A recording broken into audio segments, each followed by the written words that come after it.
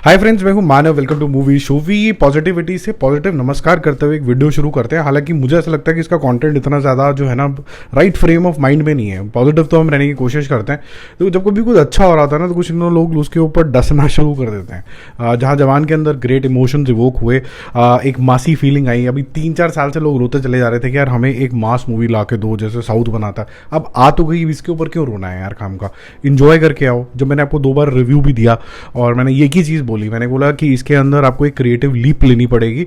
आप उस जोन के अंदर चले जाएंगे जैसे अटली और शाहरुख खान जिस जोन के अंदर है, आपको बहुत मज़ा आएगा मूवी देखने के लिए।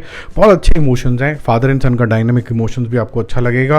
बड़ा और छोटा जवान भी आपको अच्छा लगेगा। इंटरवल तो ऑब्वियसली काफ़ी धमाकेदार है, सबको पता चल चुका होगा। और एंडिंग के अंदर भी एक बहुत ही अच्छा क्यू दिया जाता है। बट काफ़ी सारे क्वेश्चन लोग पूछ रहे हैं, मैं उसको आंसर करने की कोशिश करता हूँ। इसमें पहला क्वेश्चन जो मैं लोगों के इधर ट्विटर में जा रहा हूँ, मैं अपनी तरफ से आंसर करने की कोशिश कर रहा हूँ, ठीक है। तो पहला सवाल वो पूछ रहे हैं कि जी थोड़ा सा अजीब से फ्रेम ऑफ माइंड में कि बड़ा जवान जब हील हो रहा होता है, थोड़ा सा इसके अंदर स्पॉयलर्स होंगे, अगर आपने मूवी नहीं देखी है तो आप एक इमीडिएटली बंद कर दो इस वीडियो को। बड़ा जवान जो है वो जब हील हो रहा होता है तो अचानक से गाँव वालों की पुचकार के ऊपर अचानक से फाइटर कैसे बन जाता है। अब बात बड़ी सिंपल है यार। उसने डायरेक्टर का जो विजन है वो ये दिखा रहा है कि यार आप इमेजिन करो कि वो एक सुपर हीरो टाइप की पर्सनालिटी है, वो एक मसीहा टाइप की पर्सनालिटी है जो हमेशा राइचियस चीज़ करता है। अब जैसे उसको उन इंसानों का दर्द सुनाई दिया जहाँ पर गांव वालों को पे अत्याचार हो रहा था, तो फिर उसने आओ ना देखा ना ताओ ना देखा, वो कूद पड़ा उस टाइम के ऊपर, राइट। और उसके बाद तब तो वो हील हो चुका था। इतनी क्रिएटिव लीप तो कोई भी ले सकता है ना यार, चलो हो गया। अब जैसे RRR के अंदर भी ऐसे भी बहुत सारे ऐसे क्रिएटिव लीप थे। दूसरा उन्होंने क्वेश्चन पूछा कि जो छोटा जवान है वो जो इन लेडीज से कैसे मिला और कैसे इनकी दोस्ती होगी, इतनी पक्की होगी कि इसको चीफ बुलाने लग गए। मुझे ऐसा लगता है कि यार देखो, इतनी ऑब्वियस चीज़ है कि आपने टीजर, ट्रेलर और पोस्टर में इतना ज़्यादा इसको इस्टेब्लिश कर दिया कि आपको मूवी में दोबारा चीज़ इस्टेब्लिश करने की ज़रूरत ही नहीं पड़ी है। आप ये बताओ कि जी हाँ, ये 2 सीन और डाल के कि ये यहाँ मिले थे, उसने इसके सर पे रख के पुचकार दिया, इसकी कोई सेंस बनी है आपकी और मेरी लाइफ में? कुछ भी नहीं बनती। जो आज मूवी डिलीवर कर रही है वही कर रही होती है, तो मुझे नहीं लगता ये कोई भी एक पॉइंट है। तीसरा जो पॉइंट है कि लेडीज़ जो हैं और जो उनकी ट्रेनिंग है उस तरीके से हुई है, और हु सप्लाइड दोज गैजेट्स और बॉम्ब और ये सब चीज़ें। और स्पेसिफिकली जब एक सीन आता है हॉस्पिटल से रिकवरी के लिए, तो वहाँ पर बहुत सारे बॉम्ब फट रहे होते हैं। यार ये देखो, ये जो बॉम्ब फटने वाला मामला है या फिर गोली बारूद का मामला है या फिर गैजेट्स का मामला है, यहाँ पर तो ये थोड़ी सी क्रिएटिव लीप कोई भी लेगा यार। धूम उठा लीजिए, वहाँ पर मैंने सुबह भी बोला था कि बाइक्स कहाँ से आई, वो नाइट्रोजन कहाँ से आया, कैसे एक RRR के अंदर एक शेर और चीता सब एकदम बराबर ही है। कैसे इवन गदर 2 ले लीजिए आप, गदर 2 के अंदर उसके बेटे को गोली लगती है, अगले सीन में गोली गायब हो जाती है। ये सब चीज़ें is fine. See mass movie के अंदर अब इतना ज़्यादा लॉजिक नहीं ढूंढ सकते हो। आपको वो सीन में इंजॉयमेंट लग रही है कि नहीं लग रही, ये इंपॉर्टेंट होता है। इसीलिए शायद जो डाउन साउथ की जो स्पेसिफिकली तेलुगु सिनेमा है, उसके अंदर कुछ इस तरीके की मूवी सिर्फ एंटरटेन करके स्माइल लेके आ जाते हैं कि कोई इंसान था जिसने उठा पटक करके मतलब अलग ही तरीके का कुछ कर लिया, ठीक है जी।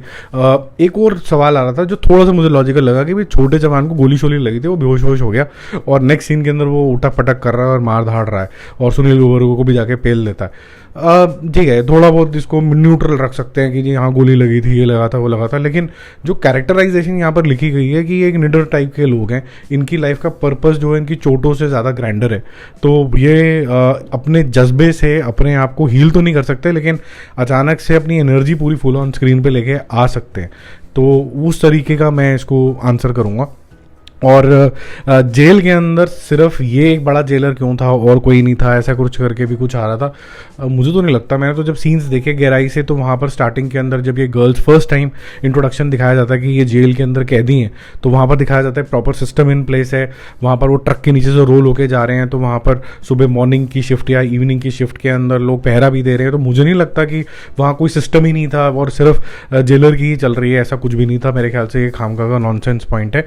और ओवरऑल बेसिस पे भी अगर आप इसको मास मूवी को इतना ज़्यादा दिमाग लगाने की कोशिश करोगे तो फिर आप इंजॉय कैसे करोगे? फिर वो मास कहाँ रह जाएगा? मास का मतलब होता है सीटी बजाई, ये करा वो करा, और उसके बाद जैसे सलमान खान ने एक मूवी के अंदर वांटेड के अंदर सीटी बजाई और इतनी सारी yellow taxi back to back आ गई। अब ये इम्पॉसिबल भी है कि एक सिटी से कोई पड़ोसी ना सुने कोई उसको, आप बोल रहे हो कि जी सारी दुनिया के टैक्सी ड्राइवर ने सुन लिया, तो ये थोड़ा सा इलॉजिकल है मुझे लगता है। तो इन बातों पे बिल्कुल भी आप ध्यान ना दें, मास मूवी को मास मूवी की तरह ही कंज्यूम करें।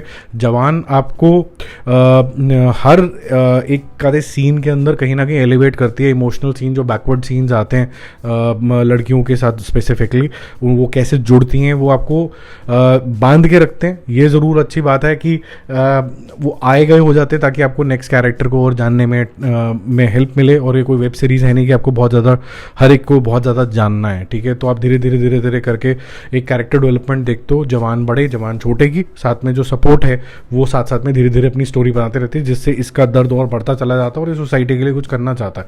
तो बड़ा सिंपल सा रखा गया है इसके अंदर। थोड़ा सा ओवर द टॉप हो गई कि भाई इसको इतनी देश की क्यों पड़ी हुई है, बाकी दुनिया को क्यों नहीं पड़ी हुई, ठीक है यार, वो कैरेक्टर इस तरीके से लिखा गया, अब इस तरीके से लिखा गया तो मान लो और फिर एंजॉय कर लो उस तरीके से। मैं ये बोलूँगा कि अगर हिंदी सिनेमा ने एक थोड़ी सी बुरी मूवी बनाई जिसमें सत्यमेव जयते नाम आता है, वो 2 थी, वो भी उसका टेक्सचर और इसका टेक्सचर सेम था, लेकिन उसके अंदर डायरेक्टर के पास इस तरीके का मासी अवतार नहीं था, उसके अंदर इस तरीके के डायलॉग्स नहीं थे, उसके अंदर इस तरीके का स्टार नहीं था, उसके अंदर मेरे ख्याल से जिस ग्रेविटी से कोई भी बात समझाने की कोशिश कर रही थी, वहाँ भी फार्मर के मुद्दे थे, वहाँ पर भी हिंदू मुस्लिम के मुद्दे थे, वहाँ पर भी देश में यूनिटी के इशू थे, वहाँ पर भी ऑक्सीजन गैस वगैरह।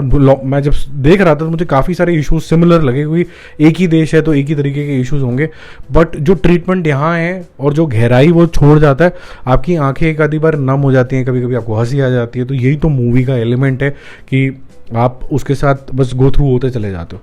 तो पॉजिटिविटी रखो, जिंदा रखो, जिंदा बंदे के साथ, और जाके एंजॉय करो, इस नेगेटिविटी से थोड़ा सा दूर रहो। Bye bye.